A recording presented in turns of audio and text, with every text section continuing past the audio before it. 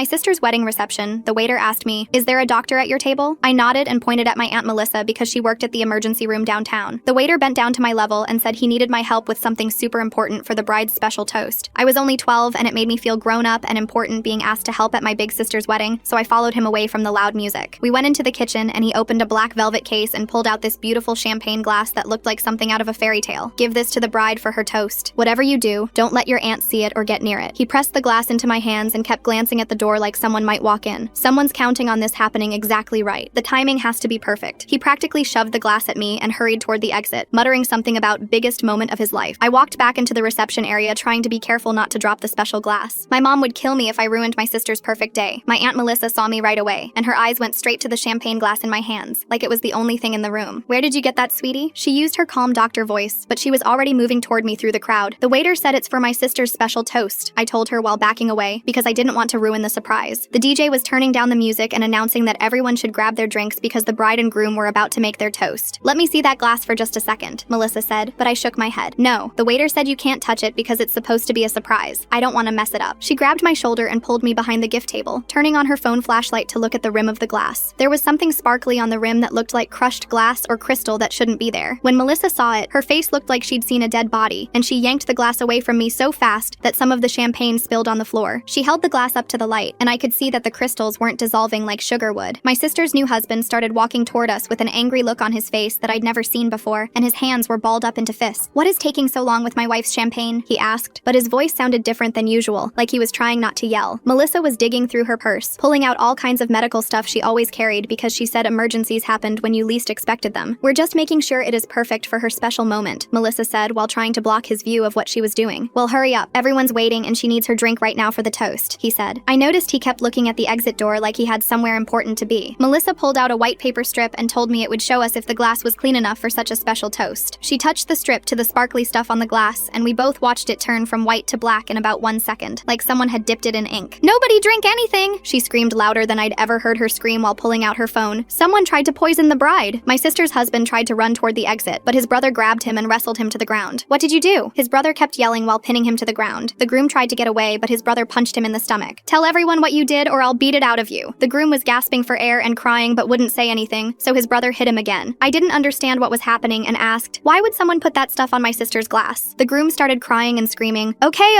I took out a life insurance policy on her for $3 million after our second date. Everyone in the room gasped, and my sister fell down on the floor in her white dress that cost more than our car. "You were going to kill me for money?" she sobbed from the floor. "I've been lying about having a job for 2 years and I'm about to lose everything." The police came super fast and arrested him for attempted murder.